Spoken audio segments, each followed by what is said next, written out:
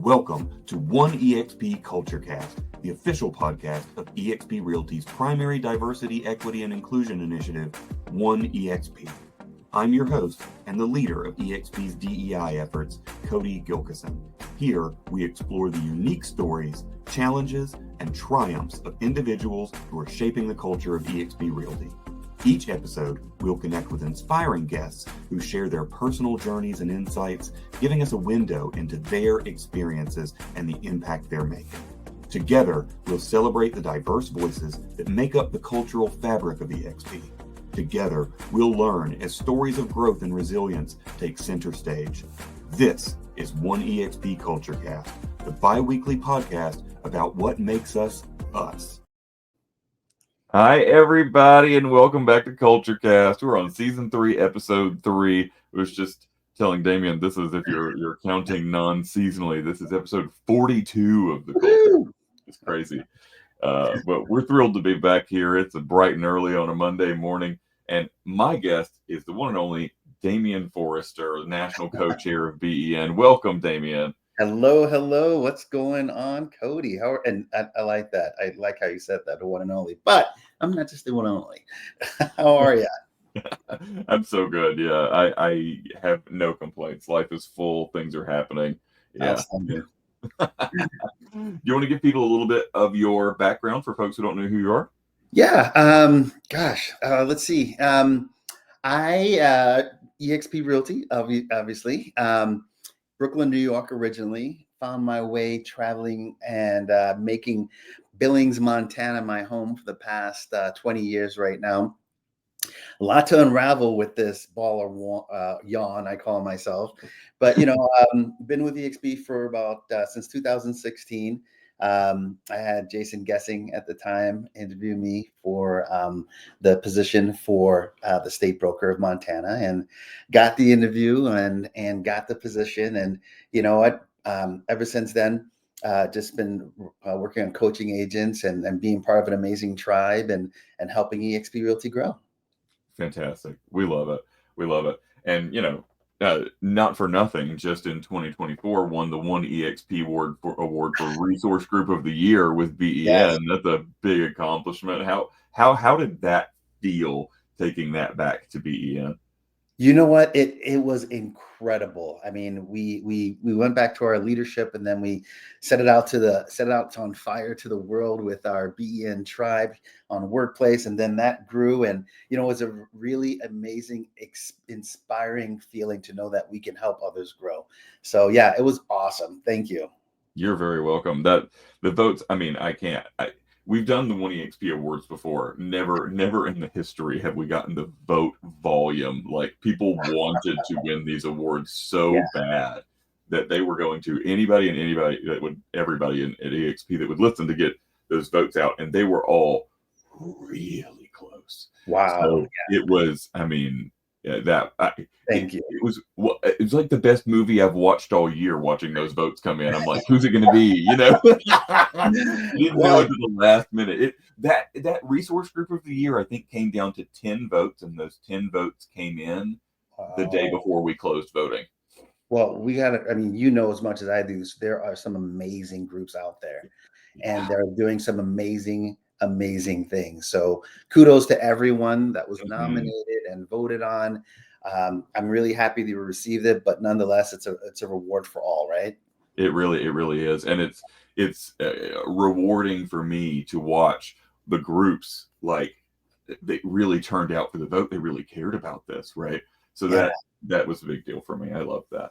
Awesome. So you've got a crazy diverse background. It's such a cool background. I want to dig into it a little bit. So Marine Corps, corporate America, real estate, video streaming technology.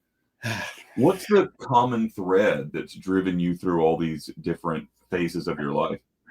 The word I'm going to use for that is the common thread: ambition and drive. Well, I'll just use the word ambition. Ever since, and like you said, I've done a lot. Corporate America, real estate, nonprofits, and I have a certain degree of level of drive that I want to see for myself. and this passion about bringing people up with me. So the word is ambition. That's what it is. Yeah, that's what holds Yeah. everything together. That's wonderful. I mean, ambition alone doesn't do it. You also have to have the skills to back it up. You can want to be the ruler of the universe all you want to, Yeah, until you have the resume, you're not really that, right. So, I just want to point that out. It's not ambition alone. You are immensely talented. Well, thank you. Oh boy, that resume is tall. Thank you very much. I appreciate it. Yeah, yeah. So, growing up in Brooklyn, Yeah. humble beginnings. What was that like in the beginning, growing Yeah. up in Brooklyn? What do you remember? What do you think back on fondly from Brooklyn? My mom was the person that opened the doors. My whole family's from the island of Grenada, and I was one of the first individuals to go through college. My mom opened the doors for everyone to come through. Now they're all over the world, between England and Grenada and Europe and you name it. And so, I remember in Brooklyn was tough. I went to a high school that right before I graduated, that was one of the first times they started having metal detectors, right? Prior to that, it was back in the 80s where, crack cocaine was a very prevalent thing. And so I ran with some good crowds and I ran with some bad crowds. I had to, when I walked home, there was crack pipes or, I see these little vials. I'm like wondering what they are on the streets, and just walking to school. But I knew where I wanted to be. I definitely wanted to go to college. I wanted to see the world. I wanted to see different people that did not look like me and understand understand other people, because I was such in a box. Brooklyn, New York. You don't probably have to leave your borough. Some people don't even leave their community. Same things that I've realized here about Billings, Montana. But I wanted to see more, so I went to college and I got to experience that. Yeah, and it was great. Man, I could tell you so much more, but my fond memories once again is my mom just opening those doors for everybody, and I think that's something that I took and wanted to grow and open doors for others too. So yeah, there's a lot to it there, a lot to Yeah, unravel. it's funny. I come from growing up in a small town in the deep south. I can relate to that feeling that I want to see more, But for me, Yeah. it's a little. For me, the more would be Brooklyn, right? All right, right. No, I get it. I get it. Yeah, the tables turn like that.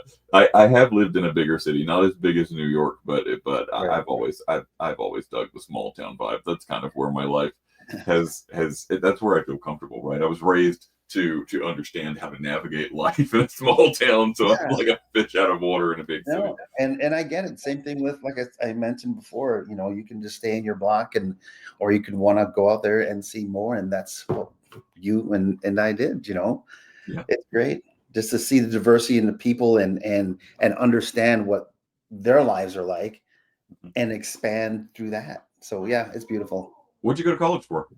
So I went to college originally I wanted to be a physical therapist, right? We know how that goes. So I changed my degree.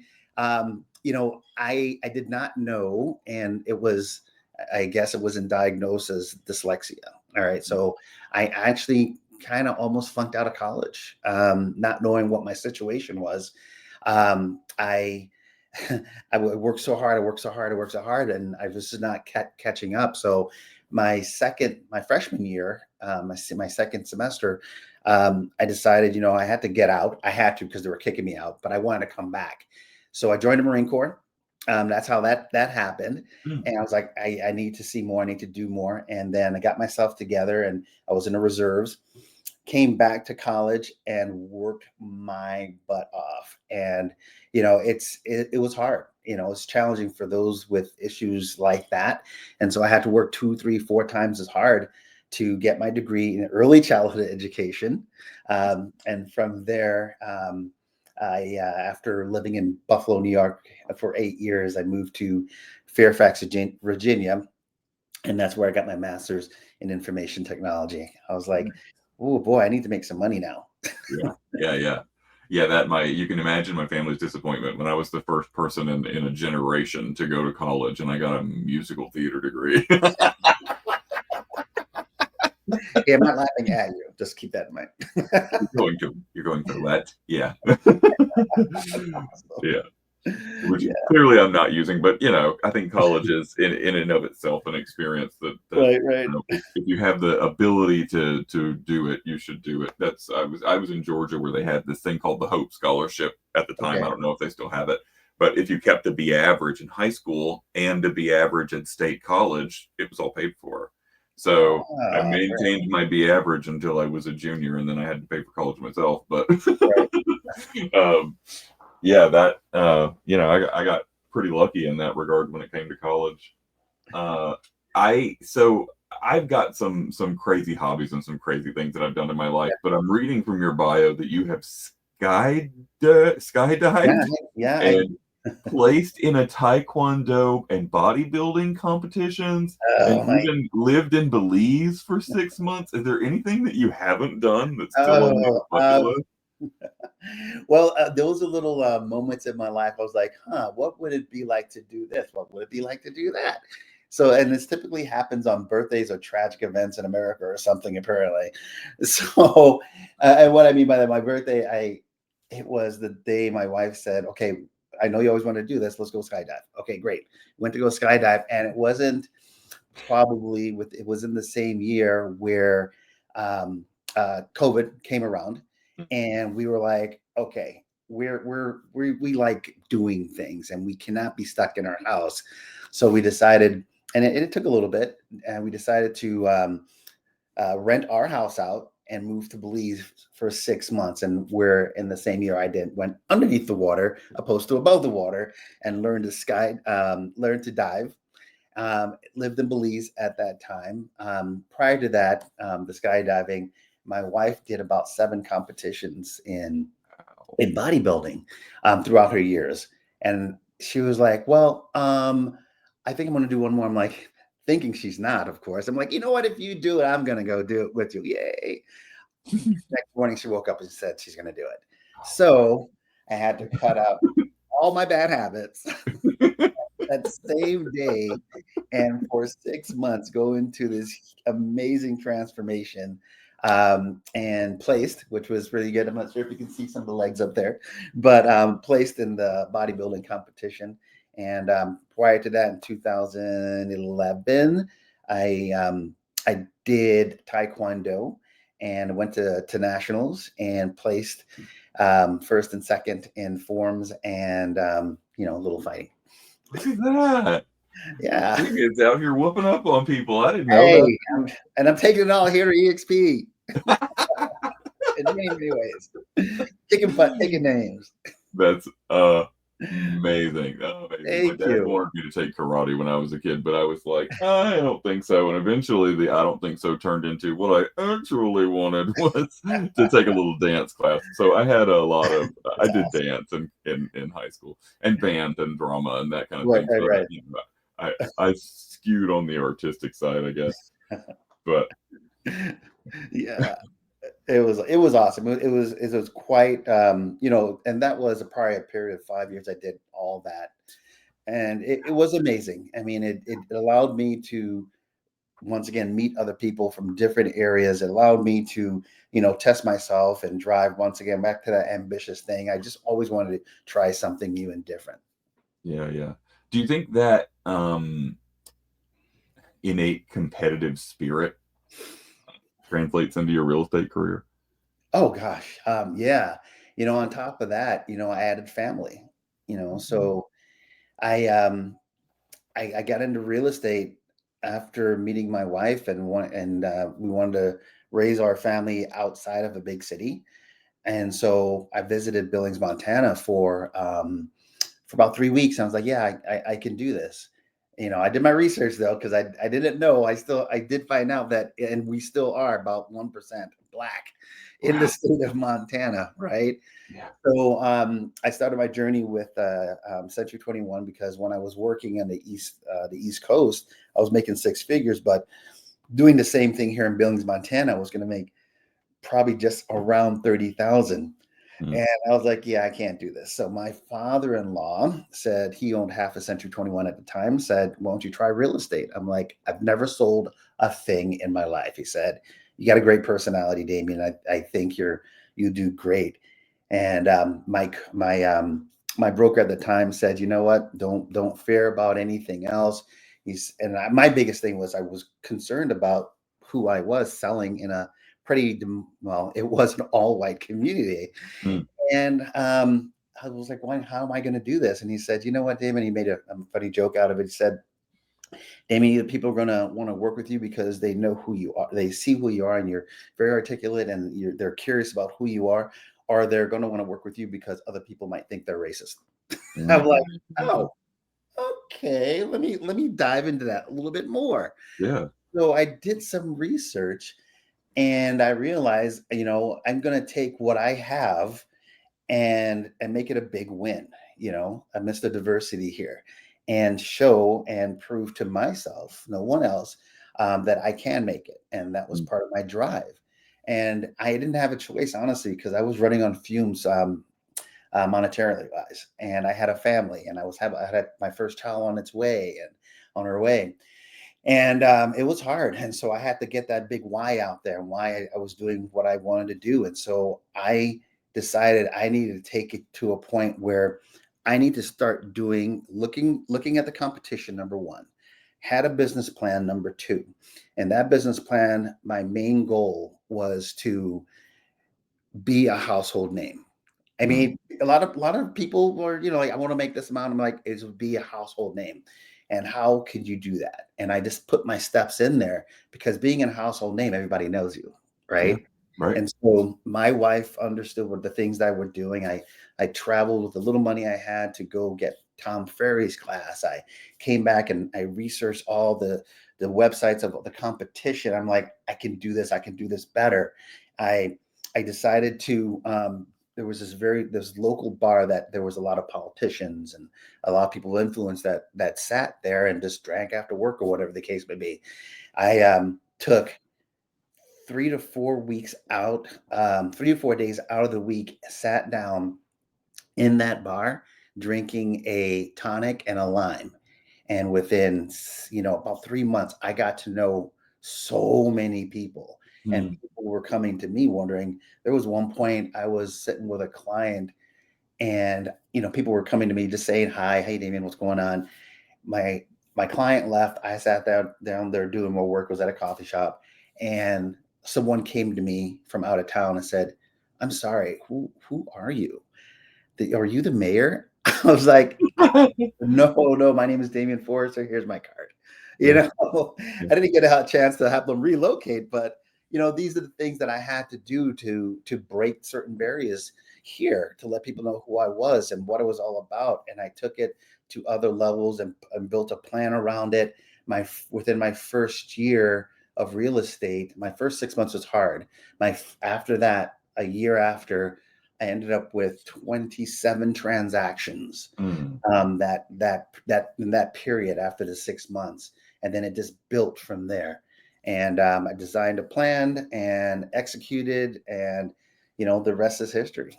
That's brilliant. I love it. And this CultureCast, it started as an effort for me as a non-realtor to learn from the best in the business and teach some lessons and learn some more about the business so I can be more educated on it. And one of the things that is a sort of a connecting thread through many of our impactful guests is the best realtors somehow wind up being leaders in their community, whether they choose to or not, right? That is just something that happens to the best of the best, the cream of the crop, I think. I would agree, definitely. Yeah. I love that. And giving back to your community is just so important. I'm not a realtor, but I run a local nonprofit here in little old Danville, Illinois, and being able to directly have an impact on my community and to have people recognize me and come to me for advice is one of the most fulfilling parts of my life, right? And that's something that sort of came with the territory for you in Billings, would you say, right? Yeah, absolutely. I'm giving back. And it's one of those things, you've heard it before, don't look to see what you're going to get back in return. God or whatever, whoever you believe in, it's going to come back to you one way or the other. For me, twofold. One was this coffee shop that I recently started 2 years ago, that it's a community, culturally diverse coffee shop, holistically. And so, after the sixth or seventh month, we start hearing people start saying, "Thank you for being here. Thank you for being here." Because we have so much the diversity that comes to this coffee shop, and it's just absolutely amazing. And we all learn and grow together. And then other than that, I mean, I'm huge on military. Just this year, actually, I'm meeting with them today. I got 4 military nonprofit groups together.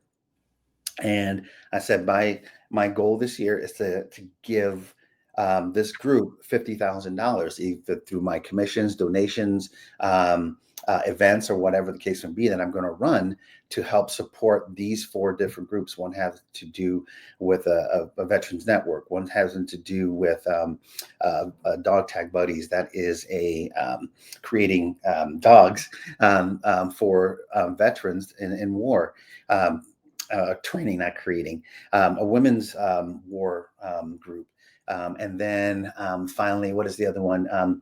Getting vets together that were in war together, and then having them go and finally meet after years of being apart, and to go fishing and go hunting and just spend that time together, because they were all going through so much. So, I mean, it's absolutely amazing. Once you start giving back to the community, you see how much more they give you, and then some. So that's one thing I tell people to do. Keep giving. Ask, how can I serve? That's right. Even if you don't get some financial or professional windfall from the gift itself is also a gift that you're giving yourself, because you can lay your head on the pillow at the end of the night and say, I did some good today. And you can't put a price on that. That's it. That is absolutely nailed it. Yeah, it's brilliant. So you made history as our first Black realtor and broker in Montana. Yeah. Huge, right? It was huge. Challenges you faced getting there? One more time? Any challenges you faced getting there? My first year was tough, and I've had people close the door in my face when I went to the house, not knowing. Back then, I'm not sure they still do it now. Some offices do it, but there was floor time. Right. So I picked the phone. It was my time. Someone wanted to sell their home. They wanted to get a market analysis. I run to the home, knock, knock, knock. Woman looked at me, closes the door. I'm like, oh, okay. All right, let's move on. And there were many other instances, but I realized that there are just some people in this world, and I've learned to adapt and overcome, Marine Corps, through a lot of these challenges, because I can't say I didn't have a choice, but I didn't have a choice, because the only thing I was thinking about is my family, and this was going to work. And so I made it work, and if it's something that I had to create on my own, or take something and just adapt to it, we made it work. Yeah, that's brilliant. I love to hear that. Yeah. Well, and the goal is to make sure that there are other people that look like me, understand that if I can do it in a place like Montana, hey, being the state broker, being the first Black agent, and realtor and broker in the state of Montana, and this was 2005, right? I sold $13,000 trailers, and I went to Whitefish and sold a $14 million home. Just traveling 7 hours across the state. It is possible. Yeah. Anyone can do it. Yeah. And it's crazy to think 2005. That. Wow, seems way too recent for that stat. Ben Slayton is like not. Yes, that's not ancient history that Ben Slayton became the first Black realtor. Right? Yeah. So, it's crazy. We're watching history unfold before us. and I love that. It feels it might have taken the real estate industry a little longer than some other industries to catch up. Right. But I do feel like we've taken a lot of steps in the right direction. We have. But there's so far to go still too. There is.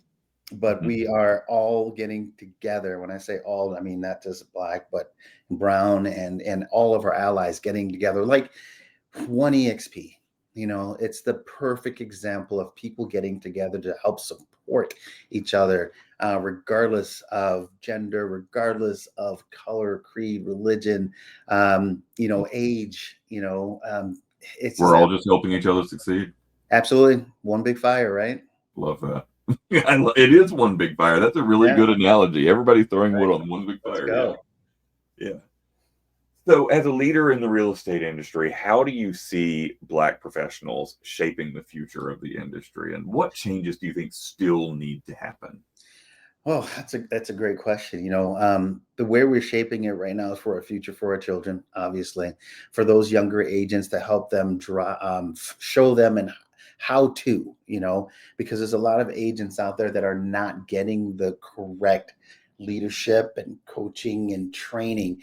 And that's why, at least that we know here at Black EXP Network, we're doing that. We're showing them the way. If it's a veteran agent, veteran agent or a brand new agent, we're all showing the way to get together to reduce that gap, all right, financially amongst agents so they can also drive themselves. So, there's still a long way to go. Are we going to get there? Absolutely. Is it going to get there in my lifetime? Probably not. And that's okay, but at least we're moving the ball forward. And we have some amazing leaders in our community within Black EXP Network. And I'm realizing definitely outside of our network also. So, getting together, these trainings, these coachings, the gatherings, these different opportunities that we have that we're starting across the nation by building our tribe. Houston was the first one. Atlanta's next. And we got South California coming. We have so many people, and it's not just for EXP Realty, mind you, right? Yeah. It's for everyone, every agent that's interested in being part of something that we call our movement. It's really exciting to be part of this right now. It really, really is. And it thrills me to no end. And it's something that I've only recently sat down and really thought about is like, if I had one of my Black friends or family members in my life who said they wanted to consider real estate, I'm in such a great, unique position. It's not that unique because EXP is huge. To be like, well, I know a company you could go to where you have, I can't even count on all my fingers and toes how many top tier role models. Oh my goodness. You know what I mean? You could model yourself after. I personally know a bunch of people who could actually help you, right? Like plugging into be in it. It's so amazing to create that pathway. And I think it's one of the major attractors for EXP, really. If I knew somebody of a diverse background who wanted to go through that process of becoming the best in their area, I know exactly where to send them. Yeah, and the thing is, and I can't believe it. Even still, people still don't know we exist. Yeah, it's crazy. It's crazy. Yeah. Even within our whole company, Yeah. Every day I'm one of the admin for our workplace group, and every day I'm seeing people just get added. This is great. Even on our other social media units, I heard just recently, I didn't, quote unquote, I did not know you existed. I'm so happy to be part of this crowd. That's brilliant and amazing. And you know what? I'm going to take just a brief second to get on a soapbox here a little bit because we have heard some stuff. But listen, these networks, the 1EXP networks, are not insulary. They are not for just Black folks or just gay folks or just Asian folks. You do not have to be a member of that community to join. You have to have an open heart and an open mind and a willingness to learn, and the capability to show up for a meeting and learn from the best of the best, regardless of those things I said earlier, color, creed, sex, gender, any of those things. You can learn from the best of the best. One of the most rewarding resource group relationships I've had is not in my position as staff chair of 1EXP. It's as a member of I agree. Last year I had a Hispanic referral. I was part of the Hispanic group already. I had, and I found an Asian realtor for an Asian, because I was like, it's a different culture when dealing with certain groups and how to act and how to talk and what to do and not what to say. You know what I mean?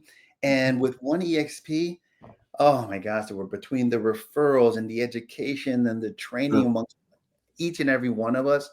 And it doesn't matter if I'm gay or not, or if I'm black or not, or if I'm A veteran or a senior or anything. Your military. Yeah. You can just plug into these groups. I got chills talking about it. Seriously, I I know. love It's amazing. I mean, you can take one of two paths. You can refer someone who needs a good cultural fit to someone who is a good cultural fit, or you can take the time out of your life to go join that group and learn enough so that you can be that person. Yeah. Right. Gosh, I remember traveling between Billings and I was going to Kalispell, and it was myself, Julie Nelson, Fee Gentry. Was Hugh part of it at that time, and one other? It was just five of us. It was five of us, and we were just talking about what this is looking like and what this was going to happen. And look at this now. Look at it. Yeah. It's such a big deal. All your staff. Thank you guys so much for what you guys have done and taken this to that level. Jessica, if you're listening, I love you, lady.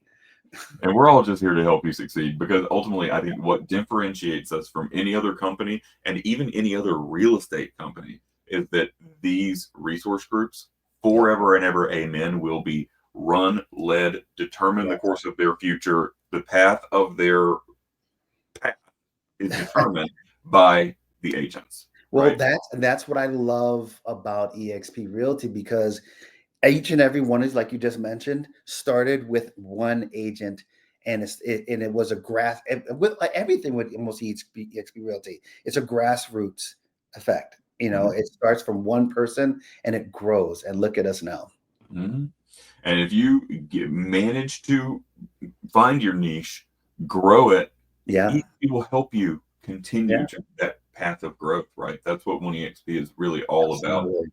And this is about, making sure that our agents know that this is home, right? That's a really important component of it. It's also a great way when somebody's happy in their home. Mm-hmm. People on the street see that. Ooh, they got a nice garden. I'm coming over here. There you go, right now. Exactly. Wow, leaders follow leaders. Let's go. That's exactly it. So let's see what else we want to ask. It's covered a lot of our questions just in this fun conversation. So here's one. You managed to grow eXp Realty in Montana from one agent to nearly 300. What's your secret to inspiring people to join that vision? Wow. You have to really believe in what you are part of. And when in 2016 I heard about what it was, and what that was is eXp Realty. I was the owner of the OP at Keller Williams Realty at the time, and I just heard of it, eXp Realty, and I was like, wow. I looked into it. It literally took me 10 minutes after being 4 years with KW to say, holy cheese and rice, this is incredible. Where was this all my life? I really wish 2009 was like now. And so the growth started once again with me in the state. I had an assistant at the time, and I just talked, and I had a passion, and I understood, and I learned, and I took all the information that eXp Realty had. I contacted other individuals like Gene Federick I contacted at the time. And I talked to Jason at the time, and I realized I needed like-minded people like myself to understand what this was all about. And all the naysayers, I was like, okay, that's great. But I took those nays and I was like, okay, let's jujitsu this verbal thing. Let's figure out how we're going to turn this around. Right. And so I developed a plan. I've developed scripts for myself, and I met with a lot of people. I got to a lot of no's, but then it went from myself and another to 10 people that brought on, and I sat down with other people with those 10 people, and it just grew. And eventually, at that time I was in Belize. It was a big push at them. I said, if I can be in Belize, run my real estate business, run at that time, I think 165 agents across the state, make revenue share, and continue to love on my family the way I do, boy, you're missing out on something, Mr. or Mrs. You absolutely are, because this is a place that you can come to and definitely grow your business. And we flourished at that time from 165, I think, to 220 something, and then we just kept growing, and just pouring into. And I realized the position I was in, my clients were my agents. I mean, my agents were my clients, right? Yeah. So Right. I had to take care of them. And the more you love on your agents, the more you keep giving and being there for them, then they're going to share that information with the people that they're talking to. And it grew. And so it got to the point that, they were coming not only for the company, but for their broker, because they know their broker was going to take care of them. And then it showed when they came and they were able to plug into eXp Realty and know, well, it's not just Montana that they're getting all the education and knowledge and their broker from, but now they're plugging into all these groups and other states that they can go to. And it just started growing. So yeah, it was an absolutely amazing process. That's, this is really hokey, but my husband's one of his favorite restaurants is Panda Express. And when we go into Panda Express, they have this gigantic mural on the wall, the one here in Champaign, Illinois, that says, "Make those who are near happy, and those who are far will come." Yes, I love that. Right. Yeah. That's like exactly what you were just describing. And it rings so true to EXP, right? Absolutely. There's like a siren's call to some people to come out here. I mean, it's to be honest with you, it's like some sort of fatey destiny thing, if you believe in those sort of things, of how Absolutely. That's me. I'm that guy. Yeah, like I came from a even more conservative industry. I came from over in the corporate trust banking world. Oof, And yeah. when it came down to, oh no, I've been laid off, during the pandemic. And then it was, I need, for my mental health, even if I'm making peanuts, I have to have a job that allows me to work from home. Yeah. And I knew I was good at data entry, so I took the interview here at EXP. And to be honest with you, me and my family disagreed because my family thought that the job was too good to be true, and it was probably a scam. And I did the interview anyway. And in that interview, the woman who is no longer here anymore, but who interviewed me at the time, said, you got a lot of volunteerism and DEI stuff on your resume. I think you should get your foot in the door here, because we might be doing something with that soon. Nice. And, I worked my first job here at EXP for a few months. And then, with Jessica Nieto and the Gentry and a few other great mentors who are no longer at the company, I was able to find my pathway in, to a dream job that I didn't think it was possible for me to have. Yeah. I've always wanted to do this sort of work, and those doors were closed unless you have experience. Right. And Michael Valdez, Jason Guessing, they said, we think the problems you're telling us about, that you might be the right person to fix them. And that was, EXP really stuck their neck out to give me an opportunity to do something big with one of their major assets. And I couldn't be more grateful. Well, I tell you, you're a perfect example of how eXp Realty opens the doors for so many people, from staff to realtor, from realtor to staff. I have someone on our board right now that's, they're realizing, oh my gosh, look at the platform you gave us with BEN, and now it's opening doors for other states, and actually probably employment. It's amazing what this company can do.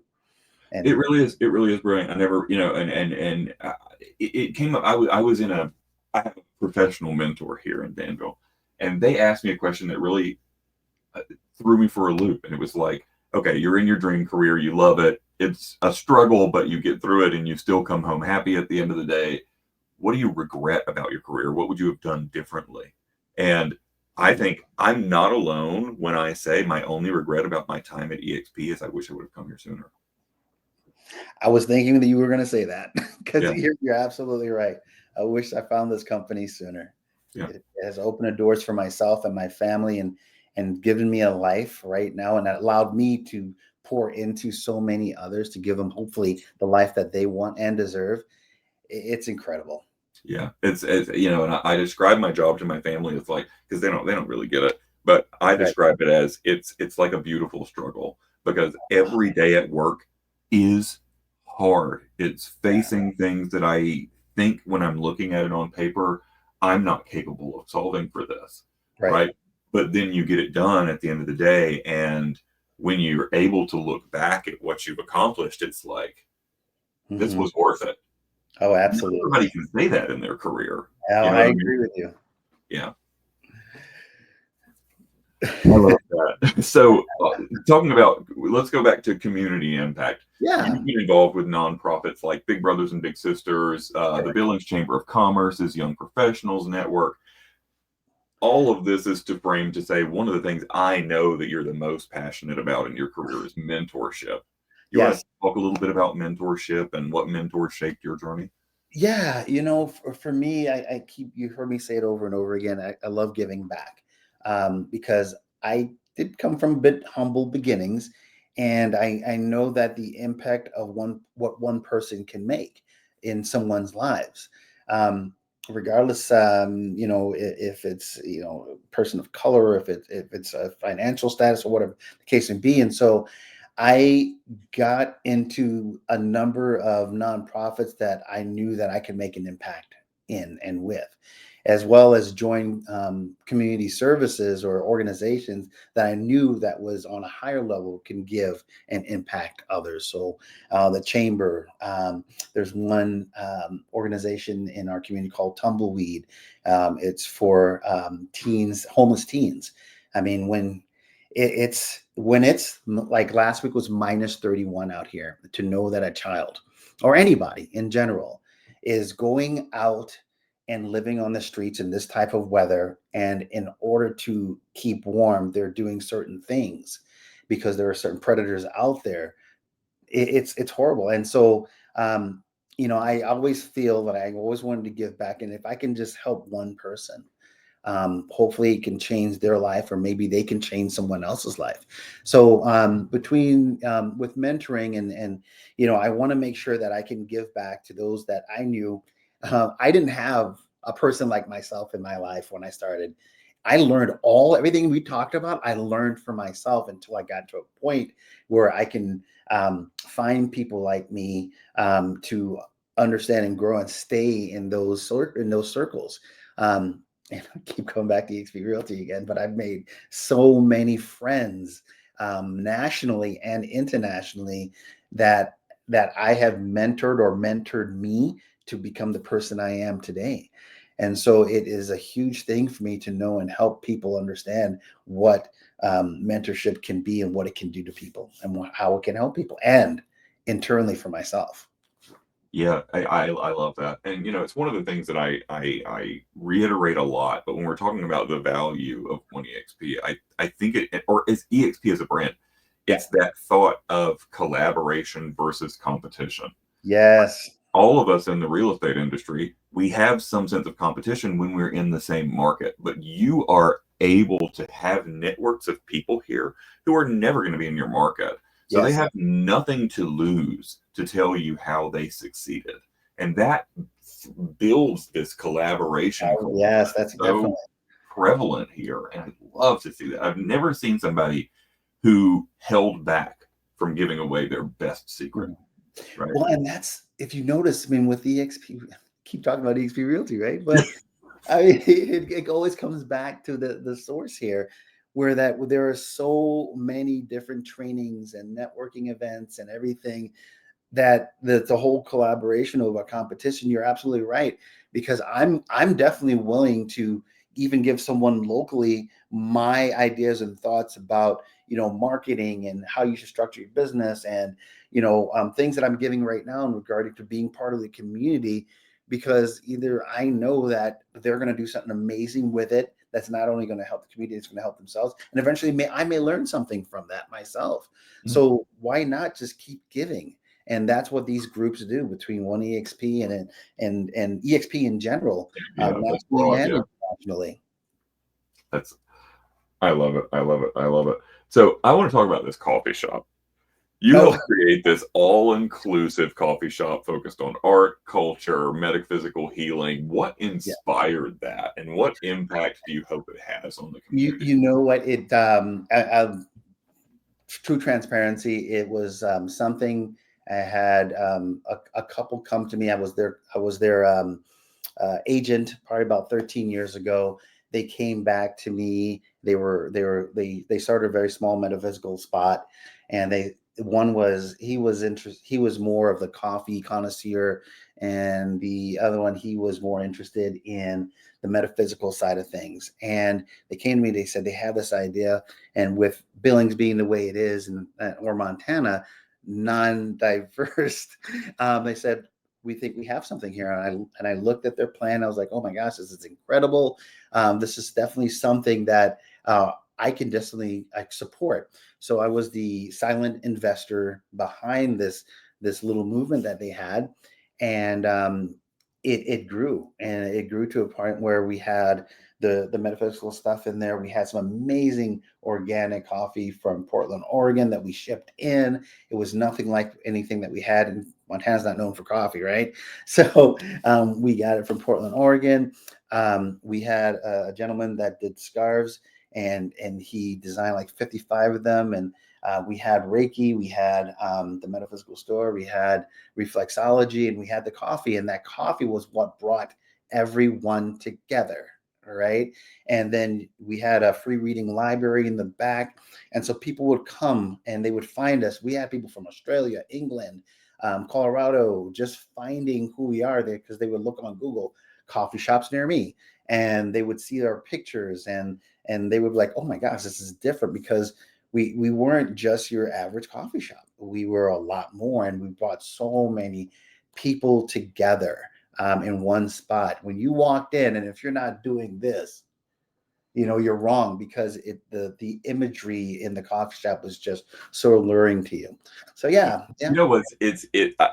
All of this is wild to me because my nonprofit here in Danville only exists because one of the members of our board and our partner that helped us come up with the idea for the nonprofit owns a metaphysical shop with a coffee shop in the back. Yeah. And So the only reason we have bi-weekly events and mixers and a place to hold our events is because we have this space. And it's just hilarious to me that Yeah. it's a physical coffee shop. But we're probably two of the people, that can say that's so random. That's awesome. So, all right, I want to go through some milestones. You sold a $14 million house. Woo. What's the Yeah. story behind that sale? So, oh my gosh, it's a good one too.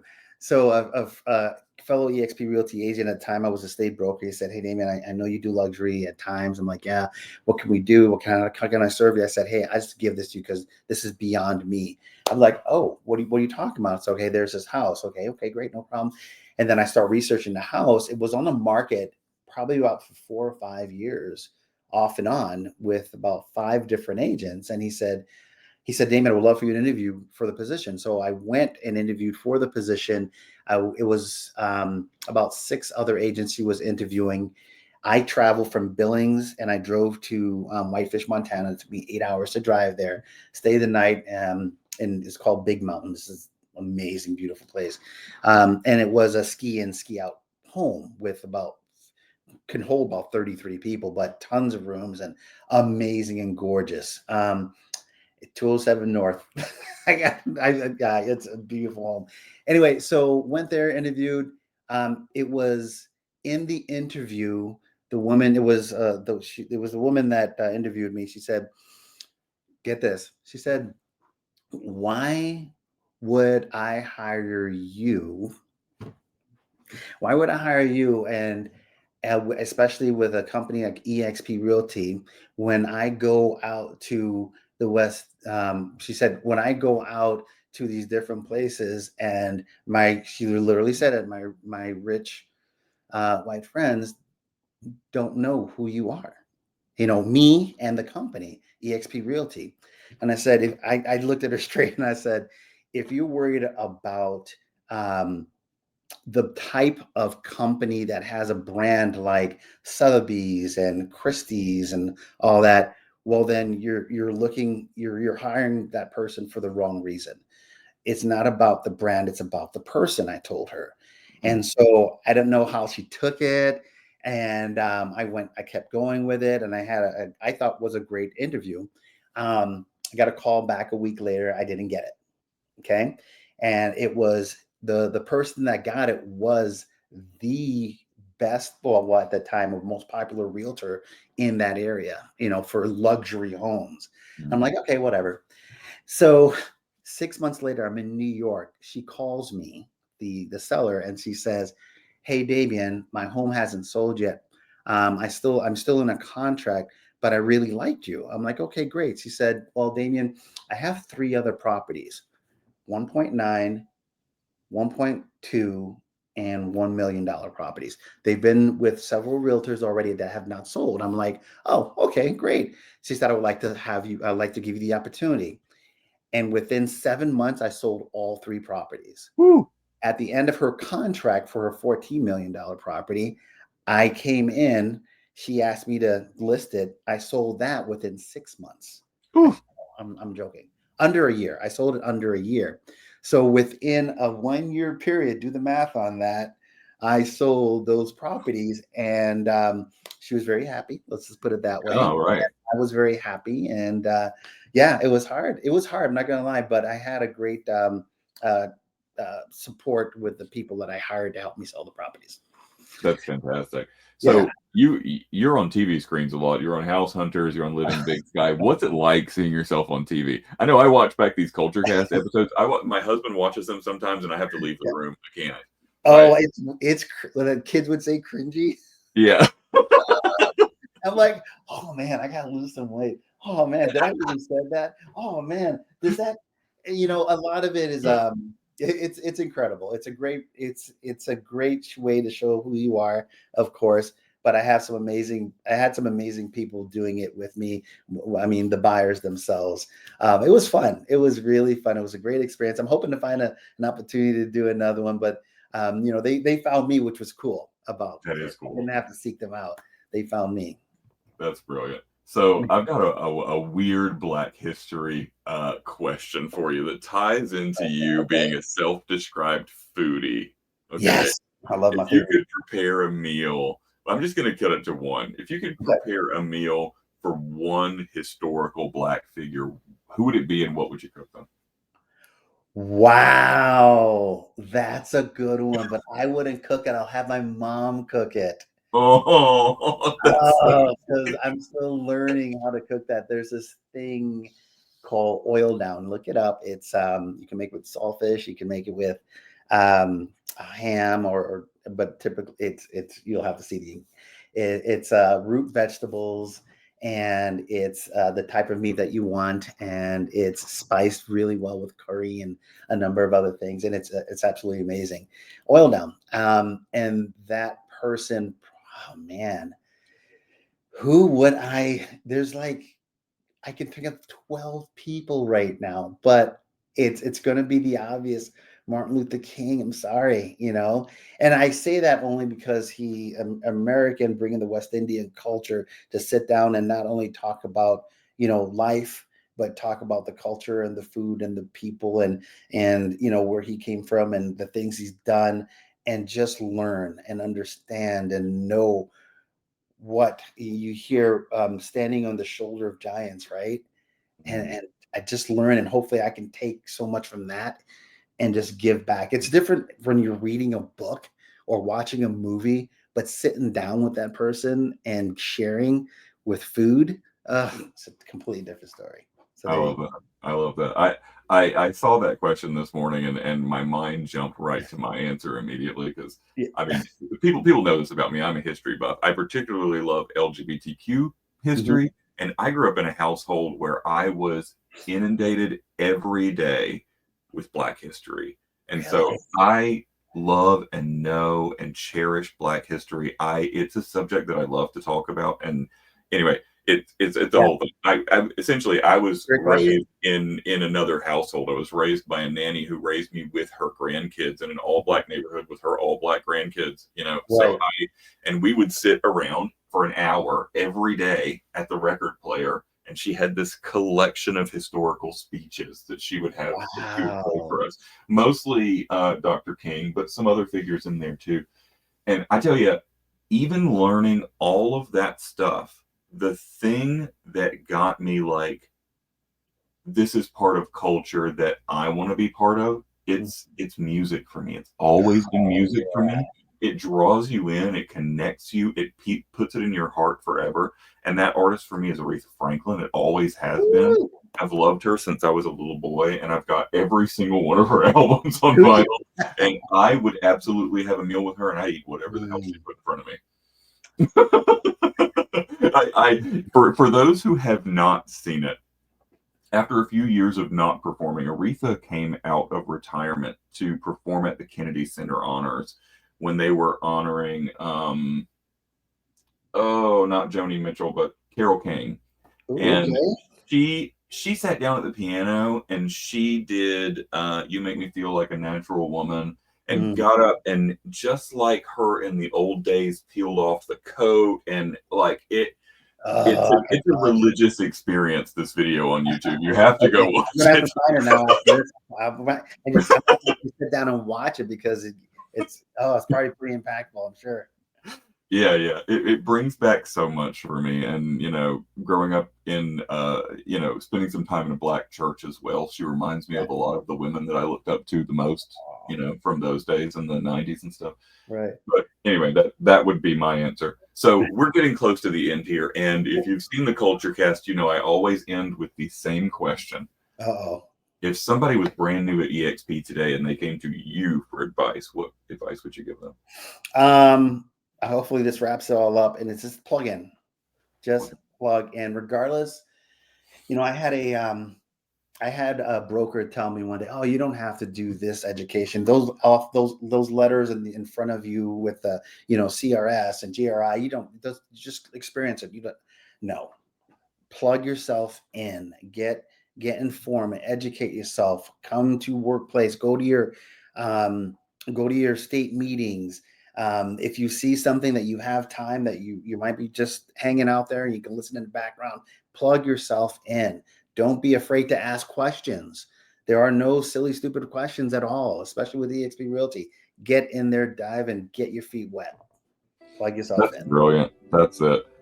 Listen, this has been such a good episode. I love having a good conversation. It's so much easier when it's somebody that we have this natural rapport with.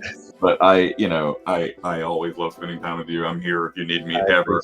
And thank you, everybody, for tuning in. Next month, we're packed with content for Women's History Month. We're going to have a couple of really impactful guests from the Women's Impact Network featured for Women's History Month. We'll also have that Women's History Museum available in frame.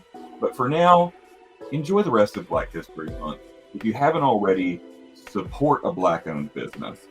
Go check out our Black History Library in frame and join BEN. If you're listening to this all the way to the end, I don't care what background you come from. If you're not a member of BEN, just go join it. Just join. Thank you so much. All right. Wonderful speaking with you. Thank you. And we will see you next time. Thank you for joining us for this episode of OneEXP CultureCast. If you would like to be featured on an upcoming episode or have someone in mind that you'd like us to invite, please contact us at dei@exprealty.net. If you have time, please be sure to scan the QR code on screen now to leave us a review on Glassdoor. See you next time.